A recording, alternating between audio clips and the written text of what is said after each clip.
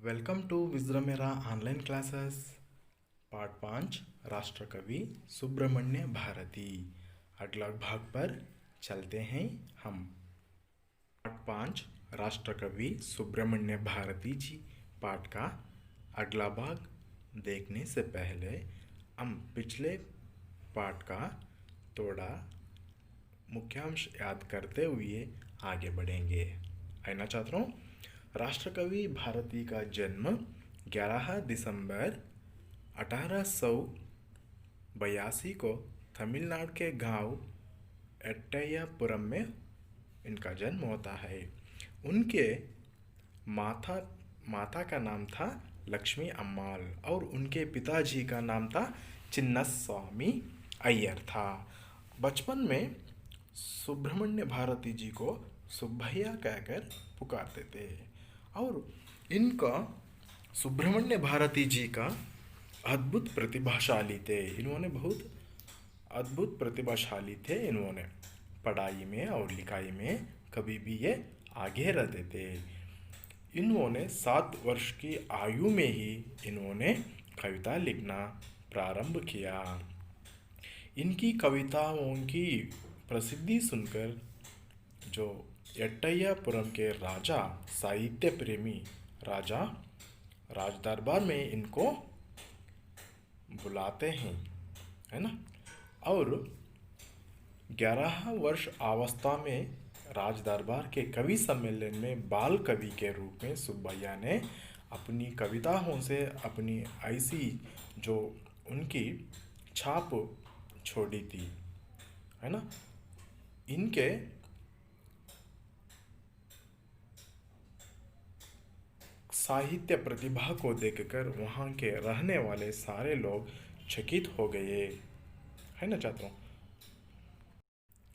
राजा ने सुब्बैया की अद्भुत काव्य प्रतिभा का सम्मान करते हुए उन्होंने इनकी जो ज्ञान की देवी कौन है? सरस्वती, है ना। सरस्वती के उपाधि देते हैं राजा एट्टयपुरम के राजा सरस्वती की उपाधि देती हैं। वो था भारती नाम से इन्होंने सम्मानित करते हैं। इनके प्रतिभा के कारण ही उन्होंने लघु समय में यानी कम से कम समय में संगीत का भी अच्छा ज्ञान प्राप्त कर लेते हैं। सुब्रमण्य भारती जी ने जो उनका संगीत का ज्ञान को उन्हें लिखे हुए कविताओं में उसकी लयबद्ध झलक हम देख सकते हैं। यहाँ तक पाठ हो गया था छात्रों। हम आगे बढ़ेंगे। एक बार पाठ पढ़ूंगा मैंने, आप भी ध्यान से देखते जाइए। 1896 में उनका विवाह चल्लम्मा के साथ हुआ। उनके विवाह के 1 वर्ष बाद ही पिता का देहांत हो गया। माँ पहले ही स्वर्ग सिधार चुकी थी, अतः परिवार की पूरी जिम्मेदारी सुब्रमण्य पर आ गई। पढ़ाई की चिंता और घर की जिम्मेदारियों के चलते उन्होंने काशी जाने का विचार किया और उच्च शिक्षा के लिए काशी चले गए।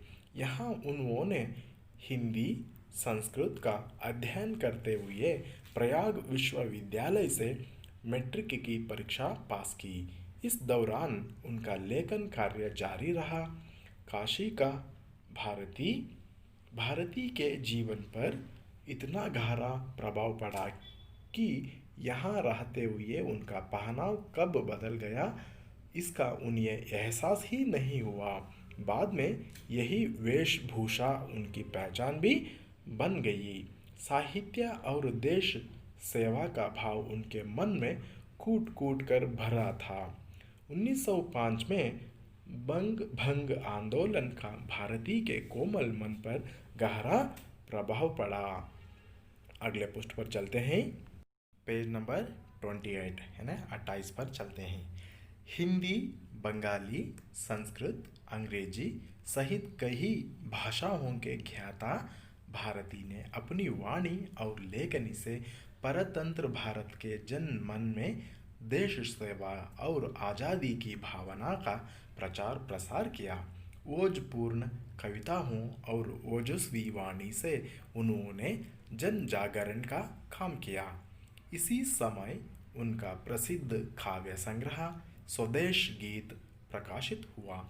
उत्कृष्ट लेखन के कारण उन्हें महाकवि भरतियार के नाम से भी जाना जाता है। वे एक सच्चे राष्ट्रकवि थे। भारत माता के प्रति उनका स्नेह उनकी इन पंक्तियों में झलकता है। आवो गाये वंदे मातरम, भारत माँ की वंदना करें हम। परतंत्र भारत की परिस्थितियों से दुखी भारतीय 1919 में गांधी जी से मिले। एक सभा में दिए गए उनके भाषण से गांधी जी इतने प्रभावित हुए कि उनकी प्रशंसा किए बिना रहना नहीं पाए। यही वह समय था जब भारती ने स्वदेश मित्रन के संपादन की जिम्मेदारी अपने ऊपर ले ली। अपनी संपादन प्रतिभा से वे औरों के लिए प्रेरणा बन गए। जुलाई 1921 में ऐसी घटना घटी जिससे सब शोक सागर में डूब गए। मंदिर में एक हाथी को भोजन देते हुए हाथी ने उन्हें सूंड में लपेटकर इतनी तेजी से जमीन पर पटका कि भारती अचेत हो गए। कुछ समय बाद सितंबर 1921 में उनका निधन हो गया। अपने छोटे से जीवन काल में राष्ट्रकवि भारती ने राष्ट्र सेवा के लिए जो योगदान दिया वह अविस्मरणीय और प्रशंसनीय है। अच्छा छात्रों, हम आगे पाठ के विवरण पर चलेंगे। अच्छा, पाठ पर चलते हैं। 1896 में उनका विवाह चल्लम्मा के साथ हुआ। देखिए, सुब्रमण्य भारती जी का विवाह यानी शादी 1896 में चल्लम्मा के साथ इनका विवाह होता है। उनके विवाह के एक वर्ष बाद ही पिता का देहांत हो गया। देखिए, इनका विवाह यानी शादी होने के बाद ही उनका एक वर्ष के बाद ही उनके पिताजी का देहांत होता है यानी निधन होते हैं उनके पिताजी। माँ पहले ही स्वर्ग सिधार चुकी थी। यहाँ देखिए, उससे पहले यानी सुब्रमण्य भारती जी के शादी से पहले ही उनके माँ भी स्वर्गवासी हो गई थी। अतः परिवार की पूरी जिम्मेदारी सुब्रमण्य पर आ गई। यहाँ देखिए, सारे के सारे परिवार की जिम्मेदारी यानी रेस्पॉन्सिबिलिटी किन पर आई? सुब्रमण्य भारती जी पर आ गई सारी। पढ़ाई की चिंता और घर की जिम्मेदारियों के चलते, यहाँ देखिए, जो सुब्रमण्य भारती जी क्या करती हैं, जो पढ़ाई की चिंता, उनके पढ़ाई की चिंता और घर की जिम्मेदारियों के चलते उन्होंने काशी जाने का विचार किया। उन्होंने क्या करते हैं, जो पढ़ाई की चिंता और घर के सारे रेस्पॉन्सिबिलिटी, जो जिम्मेदारियों की चिंता उन पर आने के बाद उन्होंने काशी जाने के लिए उन्होंने विचार करते हैं। आगे चलते हैं। उच्च शिक्षा के लिए काशी चले गए। देखिए, उन्होंने अभी ज़्यादा शिक्षण पाने के लिए, उच्च शिक्षा यानी हायर एजुकेशन पाने के लिए उन्होंने काशी चले गए। यहाँ उन्होंने हिंदी संस्कृत का अध्ययन करते हुए प्रयाग विश्वविद्यालय से मैट्रिक की परीक्षा पास की। यहाँ देखिए, उन्होंने उच्च शिक्षा के लिए काशी गए। वहाँ उन्होंने क्या करते हैं, हिंदी संस्कृत का अध्ययन करते हैं। अध्ययन करते हुए उन्होंने प्रयाग विश्वविद्यालय से, वहाँ एक प्रयाग में एक यूनिवर्सिटी है, वहाँ उन्होंने मैट्रिक की परीक्षा पास की। वहाँ उन्होंने क्या करते हैं, मैट्रिक की परीक्षा पास करते हैं। कौन सा मैट्रिक? मतलब यहाँ जो एसएसएलसी की परीक्षा पास करते हैं। इस दौरान उनका लेखन कार्य जारी रहा। देखिए, वहाँ पढ़ाई के साथ साथ उन्होंने जो साहित्य लिखना, कविता लिखना, उनका ये कार्य जारी ऐसे ही था। आगे चलते हैं। काशी का भार, काशी का भारती के जीवन पर इतना गहरा प्रभाव पड़ा। यहाँ देखिए, वहाँ काशी काशी जाने के बाद भारती के जीवन में वहाँ का प्रभाव, यानी वहाँ जाने के बाद उनका गहरी प्रभाव पड़ा काशी का, काशी में रहने का, है ना छात्रों। यहाँ गहरा प्रभाव मतलब इंडेलिबल, इंडेलिबल उनको क्या होता है, इंडेलिबल अट्रैक्ट हो जाता है, वहाँ का इंडेलिबल इफेक्ट उन पर ज़्यादा पड़ जाता है कि यहाँ रहते हुए उनका पहनाव कब बदलाव हुआ, बदल गया। देखिए, वहाँ रहते हुए, जो काशी में रहते हुए उनका पहनाव मतलब जो उनका जो ड्रेस कोडिंग है वो क्या होगा, उन पर बदलाव हो गया वहाँ पर, है ना। उनका आइडेंटिटी जो ड्रेस कोड जो था वो भी वहाँ बदल गया। इसका उन्हीं एहसास नहीं हुआ। देखिए, वो कब बदल गया, कैसे बदल गया, उसके बारे में उनको महसूस नहीं हुआ, यानी एहसास भी नहीं हुआ भारती जी को। कब चेंज हुआ बोलकर उनको पता ही नहीं चला। बाद में यही वेशभूषा उनकी पहचान भी बन गई। देखिए, यही वेशभूषा, कौन सी वेशभूषा, देखिए उन्होंने कैसे थे, सुब्रमण्य भारती जी बोले तो उनका पेट पर पगड़ी थी, उसके बाद उन्होंने माथे पर सिंदूर रखते थे, उनके मूछें ऐसे फिराते थे, और उनके जो शरीर पर एक कोट होता था और नीचे धोती पहनते थे। इस तरह यही उनका वेशभूषा क्या हो गया, पहचान बन गई। साहित्य और देश सेवा का भाव उनके मन में फूट फूट कर भरा था। देखिए, उनका साहित्य प्रेम जो था वो उनके मन में खूट कर, पैट्रियोटिज्म है ना, वो उनके बहुत डीप था उनके अंदर, ये सुब्रमण्य भारती जी के मन में। 1905 में भंग आंदोलन का भारती के कोमल मन पर गहरा प्रभाव पड़ा। यहाँ देखिए, 1905 में क्या होता है, डीप इम्प्रेशन हो जाते हैं, किसमें, जो भंग आंदोलन से इनको डीप इम्प्रेशन आ जाती है इनके मन में, है ना, बहुत डेलिकेट हो जाते हैं इनके माइंड में, है ना। यहाँ उन पर ज़्यादा, कोमल मतलब बहुत डेलिकेट, यंग, है ना, बहुत यंग थे उन्होंने। जब उनका मन में ये विचार आ जाते हैं, भंग आंदोलन का भारती के कोमल मन पर गहरा प्रभाव, डीप इम्प्रेशन आ जाती है इनके मन में। आगे चलते हैं पाठ पर, देखते हैं क्या है। हिंदी, बंगाली, संस्कृत, अंग्रेजी सहित कई भाषाओं के ज्ञाता भारती ने अपनी वाणी और लेखनी से परतंत्र भारत के जन मन में देश सेवा और आज़ादी की भावना का प्रचार प्रसार किया। यहाँ देखिए, इन्होंने क्या करते हैं भारती जी, हिंदी, बंगाली, संस्कृत, अंग्रेजी सहित कई भाषाओं में, बहुत सारे भाषाओं में इन्होंने ज्ञात थे। इन्होंने बहुत सारे भाषाओं को इन्होंने जानते थे भारती जी ने। जो अपने वाणी से, जो इनके वाणी से इन्होंने क्या किया, उनके वाणी और लेखनी से इन्होंने क्या करते हैं, परतंत्र भारत के, जो परतंत्र, जब अंग्रेजों का शासन था, अंग्रेजों का राज था, जब इन्होंने क्या किया, जन मन में देश सेवा, यानी देश के लिए सेवा करने के लिए इन्होंने प्रेरित किया, और उसके साथ साथ आज़ादी की भावना का प्रचार और प्रसार भी किया। इन्होंने क्या करते हैं, जन के मन में जो पीपल्स जो थे ना, उनके मन में पैट्रियोटिज्म और उसके साथ साथ देश सेवा करना, यानी देश के लिए सर्विस करने के लिए भी इन्होंने प्रेरित किया।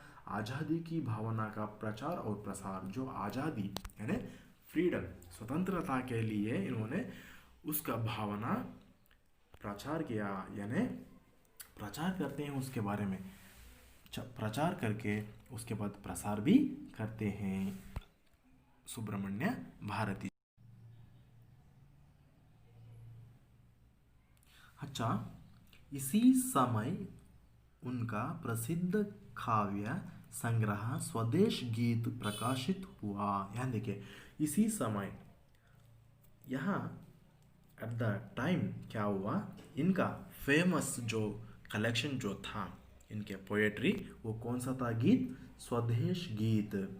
कौन सा था वो गीत, स्वदेश गीत था। वो स्वदेश गीत इन्होंने जब ही पब्लिश किया, उत्कृष्ट लेखन कारण उन्हें महाकवि भरतियार के नाम से भी जाना जाता है। देखिए, इन्होंने जो पब्लिश किया स्वदेश गीत करने के बाद उन्होंने इनको क्या हुआ, इनका एक्सेप्शनल जो इनका जो उत्कृष्ट लेखन जो था उसके लिए उन्हें महाकवि भरतियार के नाम से, भरतियार के नाम से इनको पहचानने लगे। जब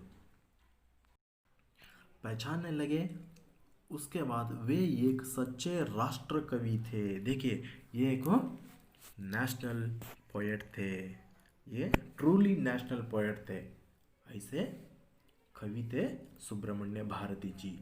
भारत माता के प्रति उनका स्नेह उनकी इन पंक्तियों में झलकता है। देखिए, उनका जो राष्ट्र प्रेम यानी भारत माता के प्रति उनका स्नेह भाव इन पंक्तियों में जो इन्होंने लिखे हैं इस कविता में, इन कविताओं में झलकता है। देखेंगे, आओ गाए वंदे मातरम, भारत माँ की वंदना करें हम। देखिए, इस कविता में सुब्रमण्य भारती जी की जो भारत माता के प्रति उनका स्नेह भाव कैसा था बोलकर इसमें झलकता है। झलकता है मतलब जो रिफ्लेक्ट होता है उनका मन के भाव, जो भारत माता के प्रति रहने वाले स्नेह है, इस कविता में हमें देख सकते हैं। परतंत्र भारत की परिस्थितियों, ध्यान देखिए, परतंत्र भारत की परिस्थितियों से दुखी भारतीय 1919 में गांधी जी से मिलिए। देखिए, यहाँ पर उन्होंने ये सारे जो परतंत्र यानी जो अंग्रेजों का शासन था, जब उससे बहुत दुखी हो गए है उन परिस्थितियों को देखकर, जो अंग्रेजों ने शासन करने का देखकर, जो उस परिस्थिति को देखकर 1919 में महात्मा गांधी जी से मिलते हैं सुब्रमण्य भारती जी। एक सभा में दिए गए उनके भाषण से गांधी जी इतने प्रभावित हुए कि उनकी प्रशंसा किए बिना रह नहीं पाए। देखिए, यहाँ एक भाषण में क्या करते हैं, जो एक सभा मतलब एक असेंबली में सुब्रमण्य भारती जी क्या करते हैं, एक स्पीच देते हैं यानी भाषण देते हैं। ये भाषण सुनकर गांधी जी बहुत प्रभाव होते हैं, प्रभाव मतलब बहुत इम्प्रेस होते हैं इनके लेक्चर से यानी भाषण से। उनकी प्रशंसा किए बिना रह नहीं पाए। तो इनको जो सुब्रमण्य भारती जी को फ्राइज किए, वहाँ पर बहुत अप्रिशिएट किए उनके भाषण सुनकर।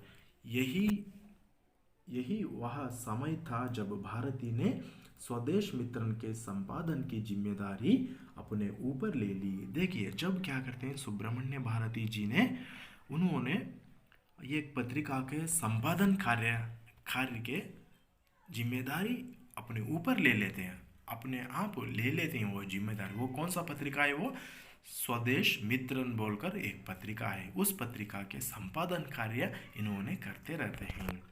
अपनी संपादन प्रतिभा से वे औरों के लिए प्रेरणा बन गए। यहाँ देखिए, ये अपने संपादन यानी इन्होंने क्या करते हैं, संपादन एडिटिंग काम करते हैं पत्रिका के, जो अपने संपादन प्रतिभा से उन्होंने औरों के जो दूसरों के जो इम्प्रेशन बन जाते हैं, जो आगे आने वाले लोगों के लिए उन्होंने इम्प्रेशन यानी इंस्पिरेशन भी इन्होंने बन जाते हैं छात्रों।